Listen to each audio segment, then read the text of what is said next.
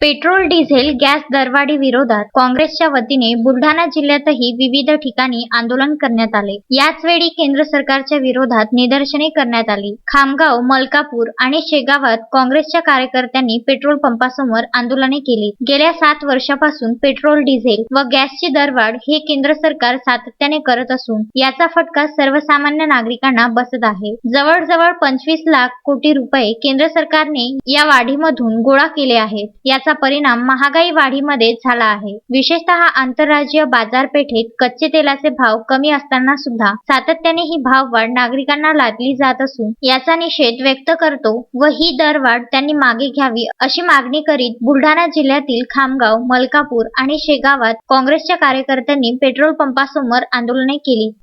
सरकार जे काम करताय त्याचा निषेध करण्याकरिता, त्याचा धिक्कार करण्याकरिता जगामध्ये क्रूड ऑइलचे भाव कमी असताना देखील 102 पर्यंत हे पेट्रोल डिझेल या पेट्रोलचे भाव गेलेले आहे। ही बाब निषेधार्थ आहे म्हणून अखिल भारतीय काँग्रेस कमिटी व महाराष्ट्र प्रदेश काँग्रेस कमिटीचे आमचे आदरणीय नवनिर्वाचित अध्यक्ष नानाभाऊ पटोले यांच्या मार्गदर्शनाखाली आज संबंध महाराष्ट्रामध्ये प्रत्येक मतदारसंघामध्ये कमीत कमी 4 ठिकाणी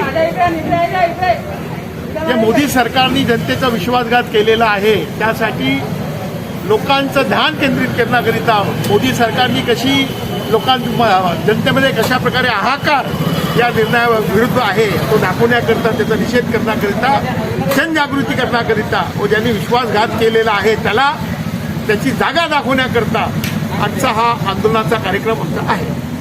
मोहम्मद फारूक, विदर्भ न्यूज, खामगाव।